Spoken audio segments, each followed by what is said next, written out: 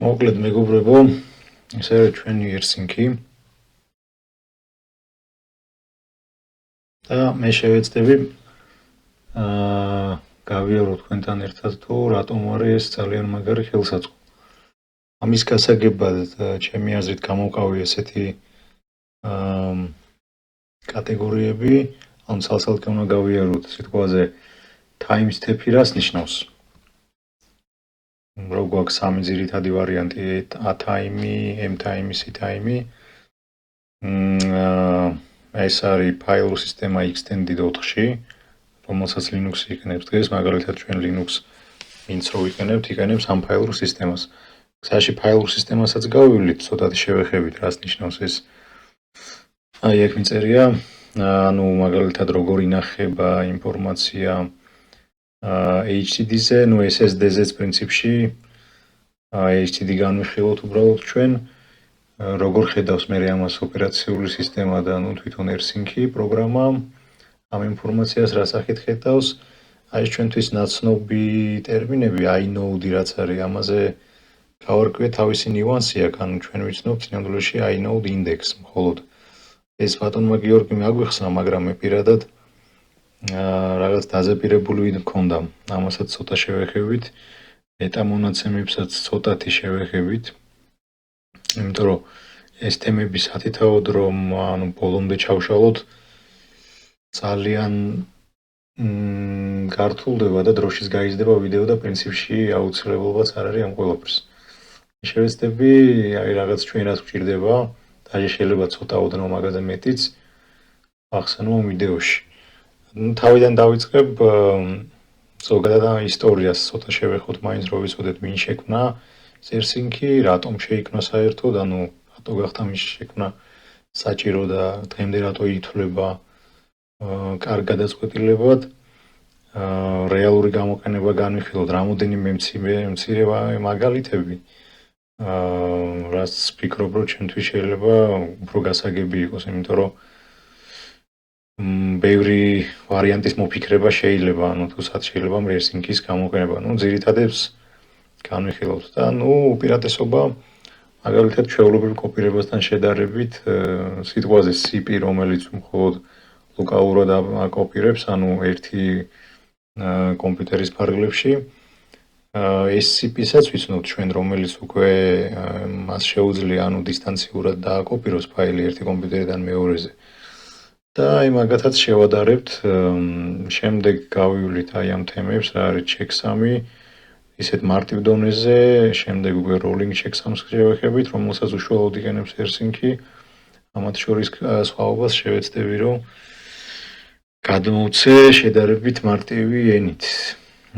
და შემდეგ უკვე უშუალოდ AirSync-ის უპირატესობებს შევეხებით, ეს არის incremental transfer-ი და delta transfer-ი. ამასაც განვიხილოთ. ეს თემები ცალ-ცალკე რომ გავიაროთ, ფიქრობ რომ უკეთესი წარმოდგენა გვექნება AirSync-ზე და ну შევძლებთ მის აზრიანად გამოყენებას, იმედი მაქვს ამის. კარგით, ესე იგი დავიწყოთ მაშინ. ანუ time step-ი ხო ვფიქრობ მე თვითონ რომელი ჯობია რომლიდან დავიწყოთ. ვფიქრობ რომ რა ვიცი ცოტა ისტორიას შევეხოთ. მაინც რომ ვიცოდეთ ვინ არის, აიდან მოდის. ესე იგი, ეს პიროვნება არის ვინც ეს შექმნა. აი ვთქვათ აგერ რა არის AirSync და ვინ შექმნა ის. ну AirSync არის პროგრამა, რომელიც გამოიყენება ფაილის კოპირებისთვის. ლოკალურადაც მუშაობს, ანუ თვითონ კომპიუტერის შიგნით. სხვა კომპიუტერზეც შეგვიძლია დავაკოპიროთ და სხვა კომპიუტერიდანაც წამოვიღოთ ინფორმაცია. ну Andrew Trigeli არის ესეთი.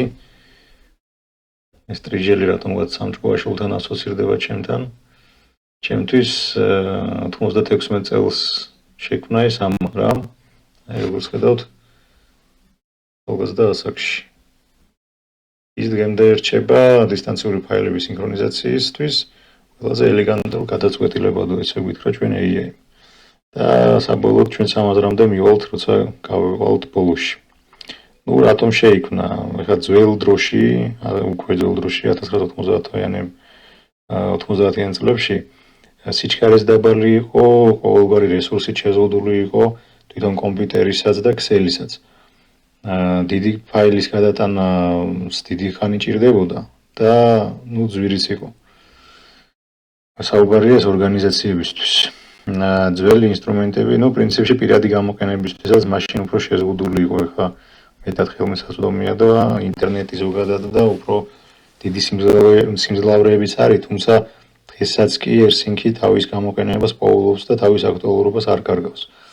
აქ მე ძველ ინსტრუმენტებთანაა შედარებული, RCP ყოფილა ესეთი ძველი და FTP ალბათ უფრო მოქმედია კურსში.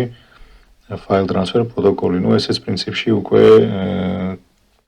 ძველი პროტოკოლია, მაგრამ დღესაც მისი გამოყენება ხდება გარკვეულ შემთხვევებში. ესენი თავიდან აგზავნიან ფაილებს. მაგალითად რაღაცა ცვლილება როცა მოხდება ფაილზე და საჭიროა გადაიგზავნოს რაღაცა კონკრეტული ფაილი, მისი თავიდან თლიანად არის გადაგზავნა აუცილებელი. მოკლედ სინქრონიზაცია რომ მოხდეს. თლიანად გადაგზავნას ახლა რატო ვახსენებ, მაგას შემდგომში მიხვდებით. ამ ეტაპზე ვთქვათ, რომ ეს არის მინუსი. ფაილის თლიანად გადაგზავნა. AirSync ამიტომ შეიქმნა, მას აქვს ინკრემენტული და დელტა გადაცემები. და ეს მოკლედ რო ვთქვათ, ამ ეტაპზე გულისხმობს, რომ მხოლოდ ცვლილებას აგზავნის ფაილში, არა მთლიან ფაილს. ამას შევეცდებით, რომ უფრო დეტალურად გავიაზროთ ერთად. რეალური გამოყენება ამისი ხდება სარეზერვო ასლების გაკეთების დროს, იგივე კლონები, ყოველდღიური ან საათობრივი ბექაპები სერვერებზე და მხოლოდ ახალი ან შეცვლილი ფაილები გადადის, რაც მნიშვნელოვნად ამცირებს დროისა და საცავის გამოყენებას. სერვერების სარკისებული ასრები, მირორები. აქ მაგალითი არის მოყვანილი, მაგალითად Ubuntu-ს რეპოზიტორები. რეპოზიტორია, ჩვენ მაგალითად apt install და მაგალითად Vim-ს რო ვაყენებთ, ამის გადმოწერა ხდება ამ რეპოზიტორიდან, ეს არის რაღაც ასე ვთქვათ, წინასწარ განსაზღვრული ლინკი, რომელზეც არის ეს Vim მოთავსებული და შესაბამისად საბოლოოდ ეს სერვერზეა ცალკე ეს რეპოზიტორები განთავსებული და ხდება ამ სერვერის mirroring-ი. სარკისებული კოპირება, ასე ვთქვათ, ჩათვალეთ, რომ იგივე სერვერი დგას სხვაგან. და რატო აკეთებენ ახლა გეოგრაფიულ სხვადასხვა ადგილებზე, გეოგრაფიულად ისე გაანაწილებენ ამ ერთნაირ სერვერებს, ამ mirroring-ით გაკეთებულს. რომ მაგალითად მე ხა საქართველოსდან რო ვეცდები Vim-ის გადმოწერას, არ მივაკითხოს სიტყვაზე იმ სერვერს, რომელიც ამერიკაშია, არამედ რომელიც უფრო ახლოს არის, არ ვიცი, შეიძლება გერმანიაში იყოს, შეიძლება თურქეთში. მაგალითისთვის ვიძახი.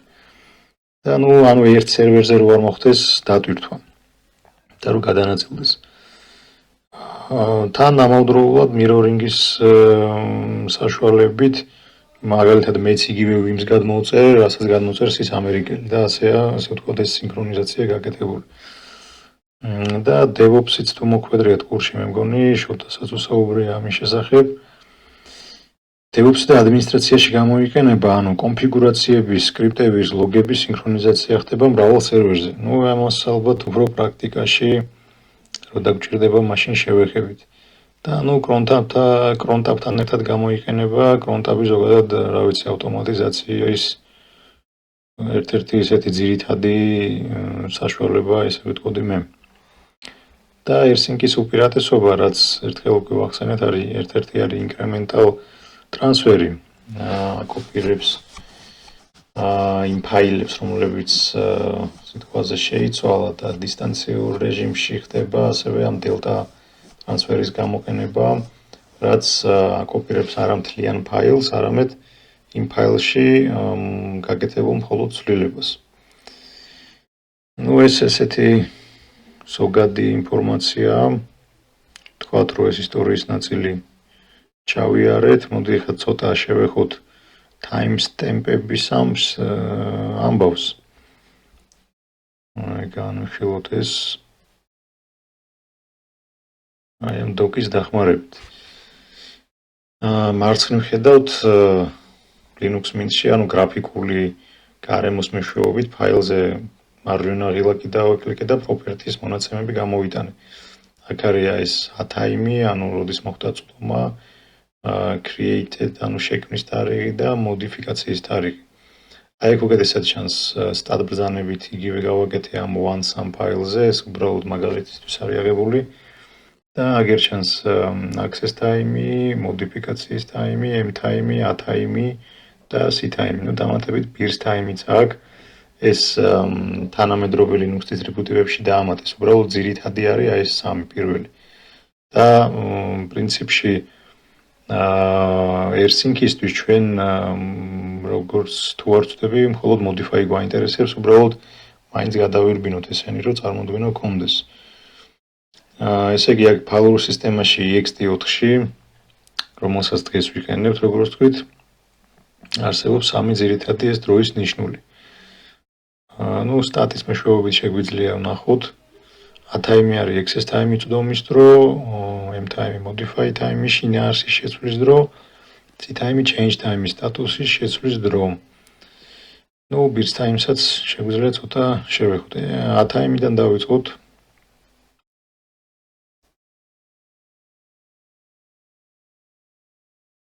გადავიდეთ ესე. ესე იგი, A time აფიქსირებს, როდის მოხდა ფაილზე წვდომა და ფაილის შიგთავის წაკითხვა. წვდომა წაკითხვა.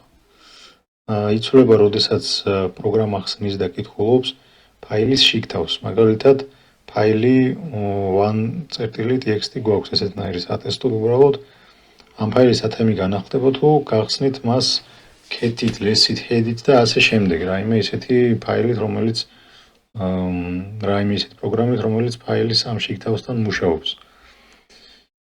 და ნუ სიტყვაზე არ ვავკრიფავთ cat1 აი ესეთ ჩვენ ეს ატესტო ფაილს მოხდება ამ ფაილზე წვდომაც და წაკითხვაც. ნუ რო წაიკითხოს, რაღაც წვდომა უნდა კონდეს ამაზე. შესაბამისად. თანამედროვე Linux სისტემებში ოპტიმიზაციის მიზნით A time-ს ანახლებენ მხოლოდ იმ შემთხვევაში, თუ ის უფრო ძველია, ვიდრე m time ან c time. აქ იგულისხმება, რომ თვითონ ოპერაციული სისტემა განსაზღვრავს ამას, რომ A time-ს ანახლებს მხოლოდ აი ამ შემთხვევაში. და ნუ ეს გააკეთეს უბრალოდ დისკზე ოპერაციები რომ შეემცირებინათ. ანუ დისკს მიმართავს ოპერაციული სისტემა იმისთვის რომ დააფიქსიროს რაღაცა ჩანაწერი გააკეთოს ამ დისკზე ფაილურ სისტემაში. და ნუ შესაბამისად სისტემა რო აეჩქარებინათ მთლიანად. ეს არის A time-ის ესეთი მოკლე მიმოხილვა. m time აფიქსირებს, როდის მოხდა ფაილის უკვე შიგთავსის შეცვლა. ანუ write-ი განვიხილოთ პრინციპში, ან შეიძლება წაშალო კიდევაც რაღაცა შიგთავსი. იცლება, როდესაც ფაილში რაიმე ახალ წერთან არსებულს ვცვლით. მაგალითად ისევე ჩვენი ფაილი, ამ ფაილის m time განახლდება თუ ჩავამატებთ, თუნდაც ერთ ასოს, ან შეგვიძლია წავშალოთ ეს ასო სიტყვაზე. ნუ აგერ განვიხილოთ ესეთი ბრძანება echo-ს გადავცეთ ამ და append-ის მეშვეობით ეს არის input-ის გადამისამართება თუ არ ვწდები. უბრალოდ ამ შემთხვევაში ხდება ამ 1.txt ფაილში ამას ჩამატება. რახან ეს ორი ცალი წერია. ეს იდეაში გავლილი გვაქვს ჩვენ Linux-ში ერთი ცალი რო ეწეროს, ერთის შიგთავსი წაიშლებოდა და დაგვხვდებოდა შიგნით მხოლოდ A. ნუ ამ შემთხვევაში ეხო ბრძანება A სიმბოლოს ჩაამატებს, ანუ append-ს გააკეთებს ფაილის ბოლოში. ნუ გაითვალისწინეთ, რომ m time შეიცვალოს, უნდა მოხდეს ამ ფაილის შენახვა, save-ს. m time ჩანს ls-lh-ში, ნუ -l-შიც პრინციპში მხოლოდ ლისტის ვარიანტში ესეთნაირ რაღაცას გვიჩვენებს. აი აქ რაც ჩანს დრო, ეს არის m time. ანუ მოდიფიკაციის time. ანუ ამ ფაილის შიგთავსის მოდიფიკაციის ფაილი. მოდიფიკაციის დრო, ესეთნაირად რომ დავაზუსტოთ.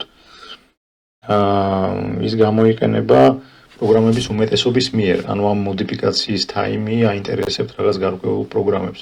ნუ ამ შემთხვევაში მაგალითად AirSync-ი ვთქვათ. რათა დაადგინონ საჭიროა თუ არა ფაილის ხელახლა დამუშავება ან სინქრონიზაცია. ეხლა ვისაუბროთ C-Time-ზე. C-Time აფიქსირებს ბოლოს, როდის მოხდა ფაილის მეტამონაცემების შეცვლა. ესე იგი ესეთი მოკლე ჩამონათვალი რომ განვიხილოთ, ანუ შეიძლება კიდევ სხვა ბევრი რაღაც ვარიანტი იყოს, მაგრამ ძირითადები რაც შეგვეხება ალბათ ეს არის, ანუ იცვლება იმ ტაიმი, როდესაც იცვლება იმ ტაიმი, მაშინ იცვლება ეთყობა C-Time-ის.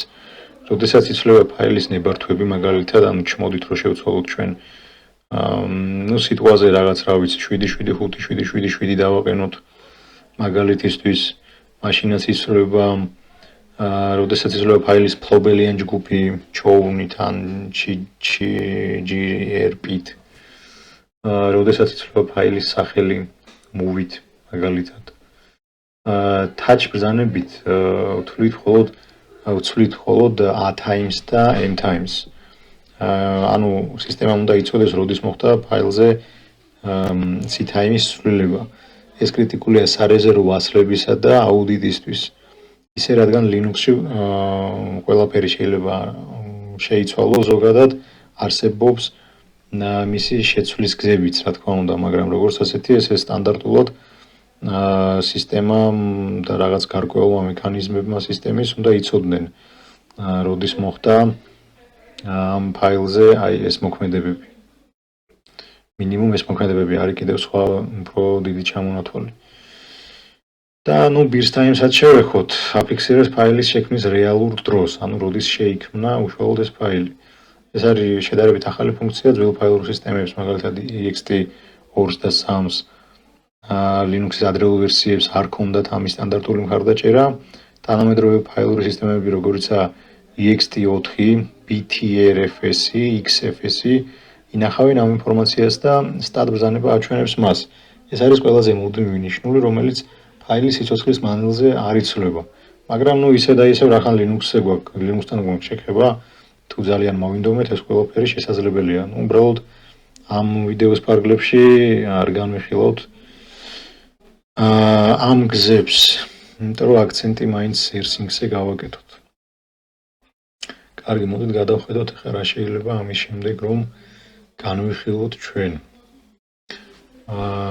მოდით გადავხედოთ როგორ ინახება info Winchester-ზე, როგორ ხედავს მას OS-ი და თვითონ ersync-ი, ცოტა inode-ების თემებსაც შევეხოთ და შევიხსენოთ, მეტამონაცემები რა არის და რა სახისას შეიძლება შეგვხვდეს. მაგისტვის ჩვენ გამოვიყენოთ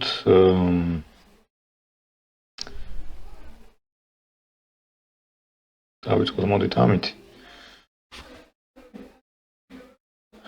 ეს პანჯარა თუ გეცნობათ, ეს არის Windows-ში, როდესაც ფორმატირებას ვაკეთებთ გრაფიკული მენიუს გამოყენებით. მან ვირჩევთ ზუსტად ამ allocation unit size.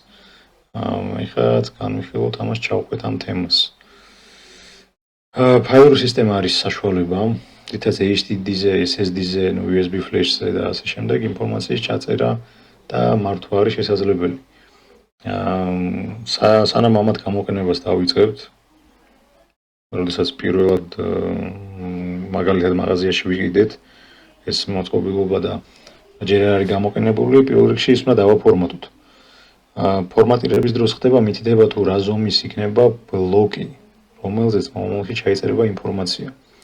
ეს ბლოკი ახლა ესეთი მომენტია, რომ ჩათვალეთ რაღაც პორციებად არის, პატარ-პატარა ძალიან პორციებად დაყოფილი ჩვენი Winchester-ის ის ადგილი, სადაც ინფორმაციის მოთავსება ხდება. ახლა რაშია საქმე? ანუ ფიზიკურ დონეზე ფაილი ხშირად ნაწილ-ნაწილ დანაწევრებული ფორმითაა ჩაწერილი და ეს რატომ? მაგალითად გვაქვს Winchester-ი 100 გიგაბაიტით მოცულობით. ეს მაგალითისთვის ამ შემთხვევაში არსებითი მნიშვნელობა არ აქვს, რამდენი იქნება მოცულობა. ფორმატირებისას თუ ავირჩიეთ ეს 4096 ბაიტი, აი რასაც ხედავთ პირველს, და default-ი ასე ვთქვათ საწყისი მნიშვნელობა თუ არ ვწდები აი ამ NTFS ფაილურ სისტემაში ზუსტად ეს არის ეს მნიშვნელობა. და ანუ განვიხილოთ ორი ესეთი მარტივი შემთხვევა, ფაილის ზომა გვაქვს მაგალითად 400 ბაიტი. პატარა ფაილია ესეთი, აი თუ უშუალოდ ამ ბლოკზე პატარაც კი არის. და გვაქვს ფაილის ზომა მეორე 8000 ბაიტი, რომელიც ცოტა, ამაზე მეტია. ჩვენ ბლოკზე ახლა რა მოხდება? 400 ბაიტიანი ფაილის აი ამ ჩვენ ბლოკზე ჩაწერით. ჩვენ თავისუფალი გვრჩება აი ამდენი ბაიტი ამ ბლოკში. ამას რო ეს გამოვაკლოთ, მივიღებთ ამ რიცხვს. მაგრამ სისტემისთვის ეს აღიქმება როგორც მთლიანად დაკავებული ბლოკი. უბრალოდ ესეა მოწყობილი ეს ყველაფერი. როცა 8000 ბაიტიანია, ის სრულად შეავსებს პირველ ბლოკს და გადავა მეორე ბლოკზე, რომელსაც შეავსებს არასრულად. მაგრამ სისტემისთვის ორი ბლოკი იქნება დაკავებული მაინც. გარდა ამისა, როდესაც რეალურ დროში ან ლაივში მუშაობთ ფაილურ სისტემასთან, ანუ ამაზე ვახორციელებთ სხვადასხვა ფაილების ჩაწერის ოპერაციებს, ოპერაციული სისტემის მეშვეობით ინფორმაციის თანმიმდევრულად, უпростоრად ზოგადად, ანუ ინფორმაციის თანმიმდევრულად მეზობელ ბლოკებზე ჩაწერა არ ხდება ხოლმე, ესე რომ ვთქვათ, რასაც დისკის ფრაგმენტაცია ეწოდება. და არსებობს მაგრამ დეფრაგმენტაციის მექანიზმი, რომელიც ცდილობს, რომ ზუსტად ეს მიკრილმოყრილი ფაილების ნაწილაკები, ანუ ფიზიკურად რომელიც არის ჩაწერილი უშუალოდ ვინჩესტერზე ვთქვათ ამ შემთხვევაში, ცდილობს, რომ რაღაც დონეზე მიყოლებით ახლოს გადაალაგოს ერთმანეთთან და ესე ჩააფიქსიროს, იმიტომ რომ უფრო ჩქარი ხდება შემდეგ ამ ფაილების წაკითხვა. უფრო ჩქარა არის შესაძლებელი. ამას რომ გაუმკლავდეს ფაილური სისტემა და იცოდეს რომელ ბლოკზე რომელი ფაილის ნაწილაკია ჩაწერილი, იყენებს ამისთვის მეტამონაცემებს, რომლებიც ამავე ფაილურ სისტემაში inode table-ში ინახება. inode ინდექსი არის ის, რასაც ჩვენ მაგალითად ვხედავთ Linux-ში ls-ls დროს. აი აქ უნდა მქონდეს, გადავხდეთ ერთი აქეთ. აი შეხედეთ ls-i და ეს ატესტოდ 1.3 რაღაც ფაილი და დავინახეთ inode. მაგრამ შეხედეთ, აქ ჩვენ ვხედავთ inode-ის ინდექსს. ანუ რა ხდება? დავბრუნდეთ ერთი წამით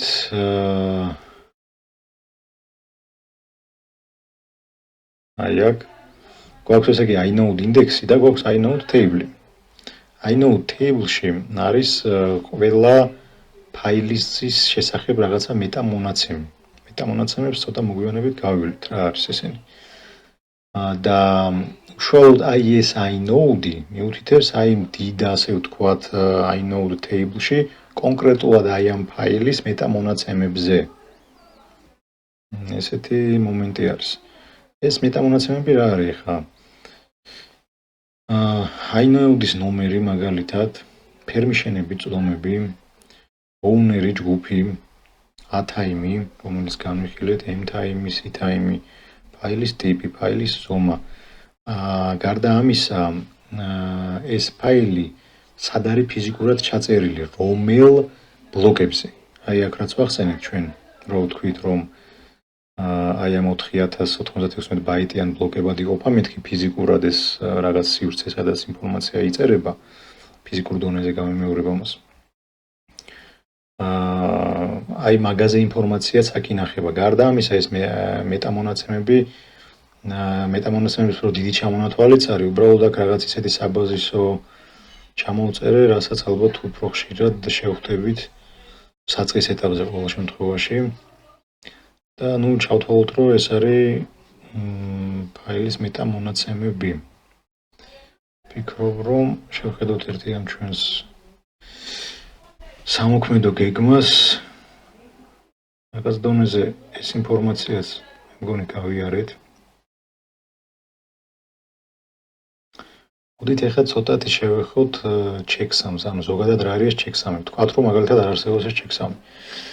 ამ შემთხვევაში ანუ ფაილის გადაკოპირების შემდეგ ჩვენ არ ვიცით ანუ ის ფაილი სრული სახით მივიდა თუ არა დაუზიანებლად მივიდა თუ არა დანიშნულების ადგილამდე. თუ გაიხსენებთ OSI მოდელს, მან 7 ფენაა, ერთ-ერთი არის ფიზიკური ფენა. ნუ მაგალითისთვის ახლა უცებ რაც მაგონდება, შეიძლება გადავცემთ ამას ელექტრული სიგნალების გამოყენებით, გვაქვს ანუ სპილენძის კაბელი და რაღაცა მიზეზის გამო სადღაც შეიქმნა ზედმეტი მაგნიტური ველი და მან ჩვენი რაღაც ელექტროსიგნალები დააზიანა, რომელიც მივიდა დანიშნულების ადგილზე, აიწყო ეს ფაილი და ერთი შეხედვით, ანუ ადამიანური თვალით შესაძლოა არ დაფიქსირდეს ეს ფაილი რა მდგომარეობაშია. ამისთვის იყენებენ checksums. ეხლა ეს checksum-ი რა არის? განვიხილოთ checksum-ი საბაზისო დონეზე. ამისთვის გადავიდეთ აი აქ. რა არის ხა checksum-ის? პირდაპირ თარგმანით ესეთი საკონტროლო ჯამი.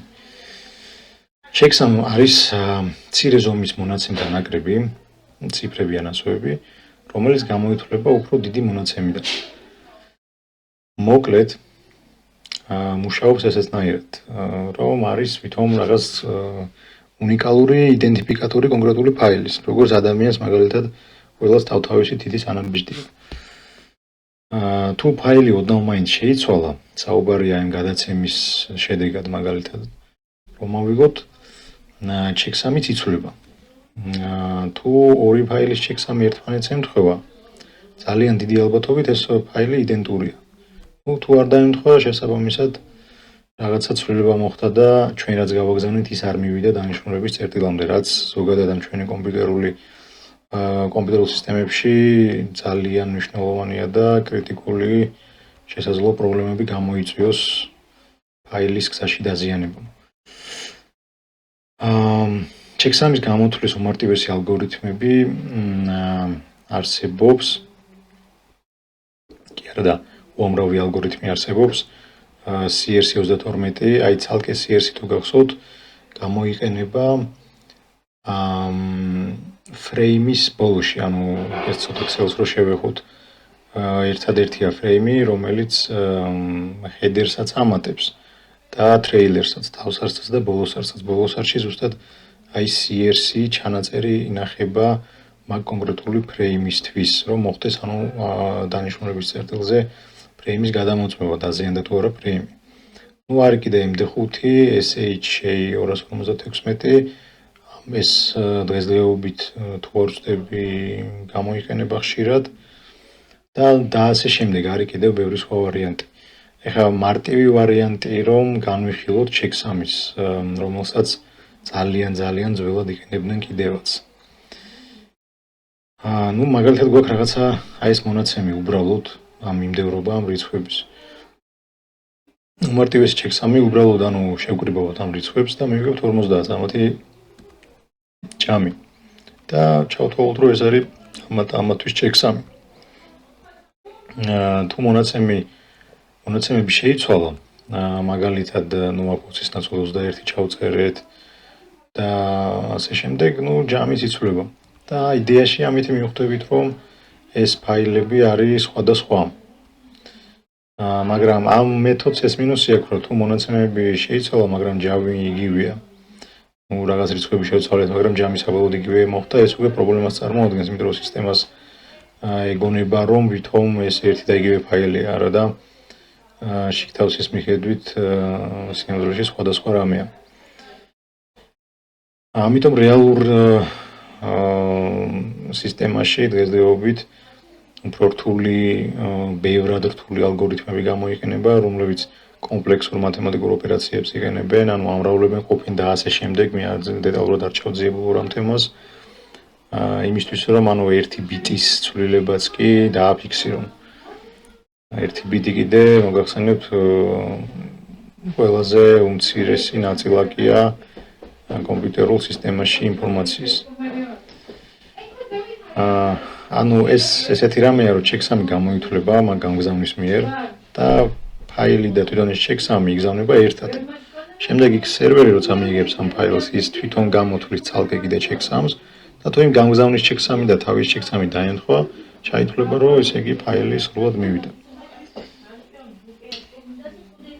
ეხლა შეგვიძლია რომ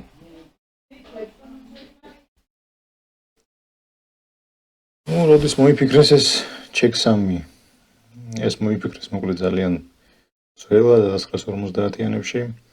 მაშინ კომპიუტერები პრაქტიკულად რა ვიცი, სულ სხვანაირები იყვნენ და იყვნენ ოთახების ხელა და შეიძლება მთელი სართულიც კი ეკავათ რაღაცა კამპუსში მაგალითისთვის.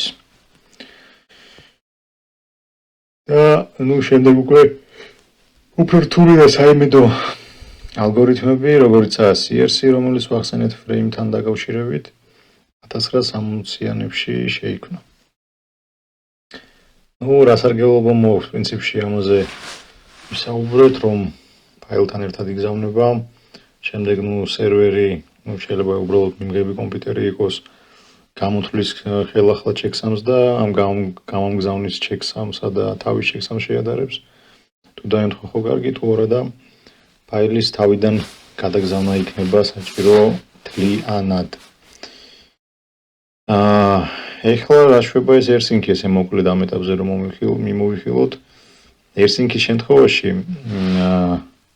მას სჭირდება გზა, რათა სწრაფად განსაზღვროს ფაილის რომელი ნაწილები ბლოკები შეიცვალა. აქ ცოტა წერია. AirSync-ი მოკლედ აკეთებს ეგეთ რამეს, ანუ მთლიან ფაილს კი არ გადააგზავნის. ამ ფაილს დაყავს ბლოკებად. ამას შევეცდები მოგვიანებით უფრო კარგად ავხსნა ეს თემა, ეს ბლოკების თემა. ბლოკები ერთი რაც ვახსენეთ, ჩვენ ვახსენეთ ფაილურ სისტემასთან დაკავშირებით თუ როგორ წერს ის Winchester-ზე ფიზიკურად ფაილებს როგორ ათავსებს, ეს იყო ჩვენი ბლოკი.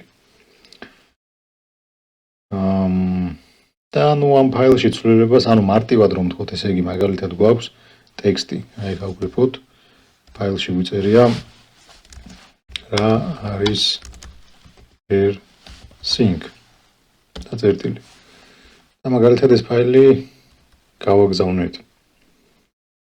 და არის სინქრონიზირებული ჩვენ კომპიუტერსა და რაღაცა მეორე კომპიუტერს შორის. ეხლა მეორე კომპიუტერზე მოხდა ესეთი ცვლილება. მაგალითად წაიშალა წერტილი. უბრალოდ checksum-ის გამოყენების დროს უბრალოდ სინქრონიზაციის დროს, ესე რომ ვთქვათ, გამოითვლება checksum-ი გამგზავნზე, მიმღებზე, მიმღების და გამგზავნის checksum-ები შედარდება ერთმანეთზე, დადგინდება, რომ შეიცვალა ეს checksum-ი, ჩაითვლება, რომ ეს ფაილი, ესე იგი, რა ვიცი, ან დაზიანდა, ან ის არ არის, რა ჩვენ გვინდა და თავიდან გადაიგზავნება ეს ტექსტური ფაილი მთლიანად. ეხლა საქმე რაშია, ეს ტექსტური ფაილი, რა თქმა უნდა, ძალიან პატარაა. და მით უმეტეს დღევანდელ გაზრდილ სიჩქარეებთან ეს არაფერს არ წარმოადგენს.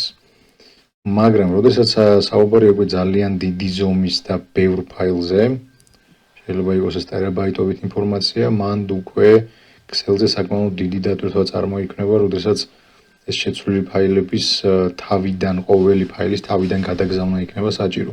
შეიძლება ეს თითო ფაილი იყოს, რა ვიცი, გიგაბაიტიანი, 10 გიგაბაიტიანი, 100 გიგაბაიტიანი და ასე შემდეგ სხვადასხვა შემთხვევებია შესაძლებელი. მაშინ უკვე პრობლემაა და ეს AirSync-ი, ესე იგი, აკეთებს ეგეთ რამეს, რომ მხოლოდ აი ამ ცვლილებას გადააგზავნის. სინქრონიზაციას გაუკეთებს და არა მთლიანად ფაილს, ფაილში კონკრეტულ აი ამ რაღაც მონაკვეთს დააფიქსირებს, რომ ეს მონაკვეთია შეცვლილი და მხოლოდ იმ ნაწილაკს გადააგზავნის.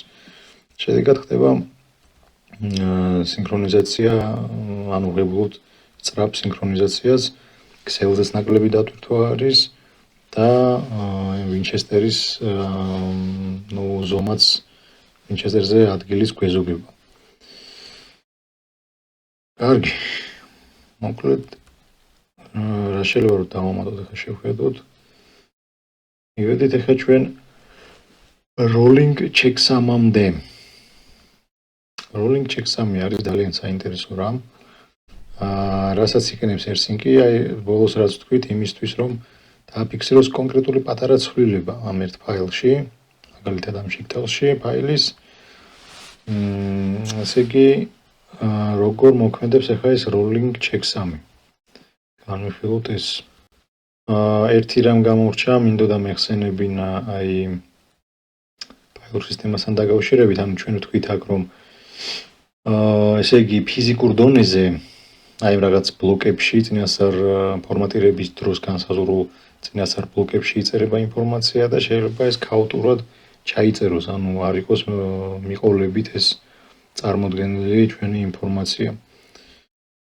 მაგრამ საქმე რაში, ანუ ფაილური სისტემა იმას უზრუნველყოფს, რომ თვითონ ოპერაციულ სისტემას ამას ოპერაციული სისტემა ამ ყველაფერს აღიქვამს, როგორც მიმდევრობით ინფორმაციას, აი კონკრეტული რაღაცა სატესტოდ, რა ვიცი, file.txt ჩვენი, რომელშიც ბევრი ინფორმაცია გვიწერია და ამის გამო არის თან სხვადასხვა ბლოკებში და თან სხვადასხვა ადგილზე.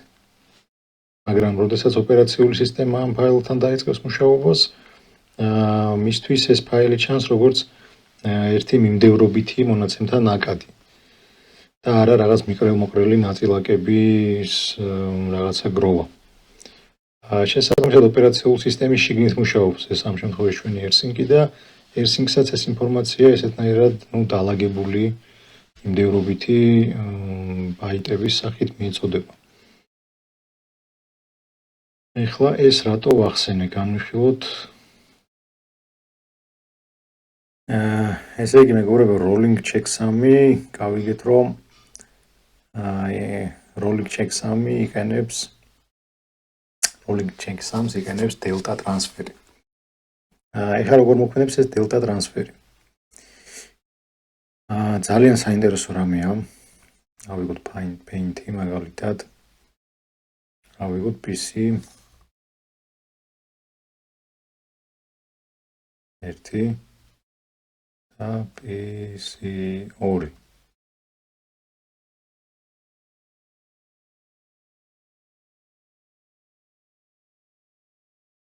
და გვაქვს რაღაცა ფაილი.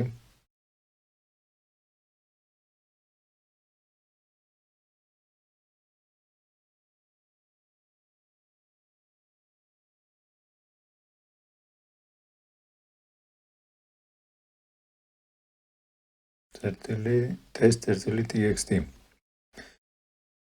და გვიწერია რაღაცა ინფორმაცია.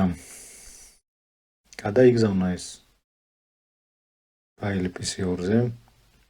პირველ გადაგზავნაზე რა თქმა უნდა ხდება მთლიანი გადაგზავნა. და შემოწმების დროს ახლა როდესაც ხელმეორედ ხდება მიმართვა. AirSync-ი default-ად ყოფს 700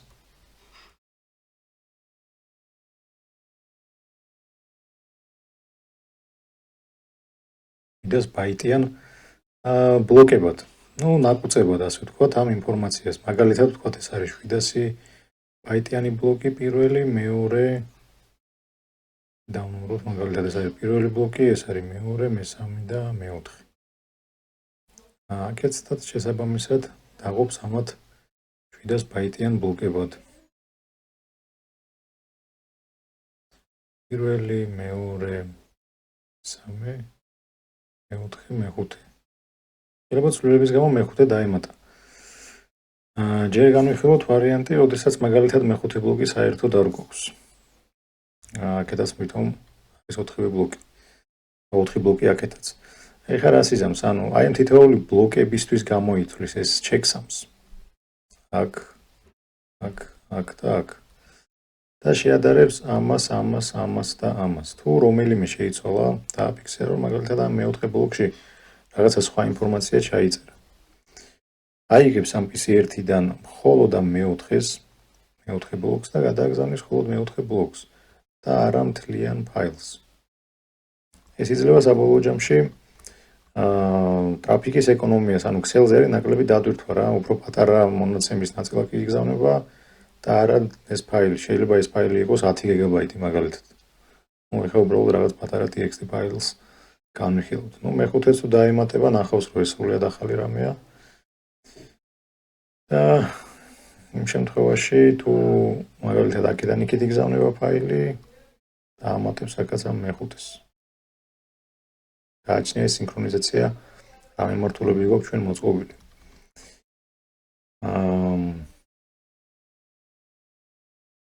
პრინციპში ეგ არის, მარტივად რომ წარმოვიდგინოთ, მაგალითად ვიწერია ესეთი სიტყვა აი ამ ტექსტი ფაილში. აქეთა მხარეს. ანუ მოდით შევთანხმდეთ, რომ ვითომ აქედან ვაკოპირებთ აქეთ. პირველი კოპირების დროს ეს მოხდა აქეთ. ფაილი ამ შიგთავსით. შემდეგ ჩვენ აქ გავაკეთეთ ცვლილება.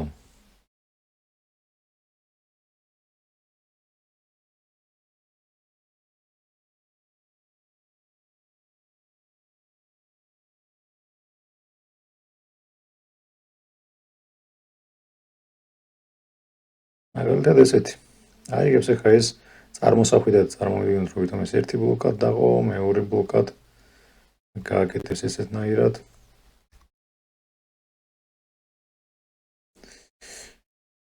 ნახავს, რომ ესენი ერთი და იგივეა, არც გადააგზავნის, დააფიქსირებს ცვლილებას, გადააგზავნის მხოლოდ აი ამ ნაწილაკებს. მარტივად რომ ავხსნათ ეს რას აკეთებს დელტა ტრანსფერი, ვფიქრობ, რომ ეს ინფორმაცია საკმარისია ალბათ. ამის გარდა გვაქვს ინკრემენტალ ტრანსფერი. ინკრემენტალ ტრანსფერი მუშაობს უბრალოდ ადარებს აი ამ ფაილის იმ times რაც განვიხილეთ და size. ამ ორი ტიპის მეტამონაცემს, ესენი მეტამონაცემები არის. ამათ უყურებს. თუ ინკრემენტალმა დააფიქსირა რომ მოხდა ესეთი ცვლილებები, შემდეგ საქმე შეერთება დელტა ტრანსფერი, რომელიც ყოფს ამ ყველაფერს ბლოკებად და მხოლოდ იმ შეცვლილ ბლოკებს აგზავნის, მხოლოდ იმ შეცვლილ ნაწილაკებს, ასე ვთქვათ. ამითი გამოირჩევა ეს ჩვენი AirSync-ი და დღემდე გამოიყენება თავისი ამ პლუსების გამო.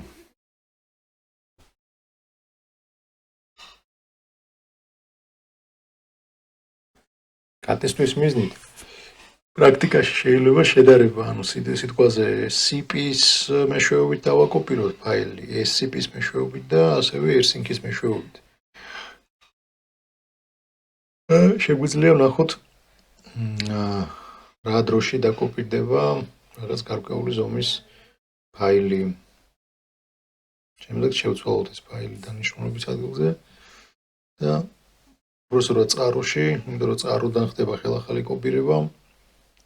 თუ ესე დავაკონფიგებთ, რომ გვინდა რომ წყაროს ინფორმაცია იყოს კლონირებული მეორე მხარეს AirSync-ის მეშვეობით, მაშინ მნიშვნელოვანი იქნება წყაროზე გაკეთებული ცვლილებები. დანარჩენი უკვე პრაქტიკაში შეიძლება მოიხდეს ამისი განხილვა ყველაფრის და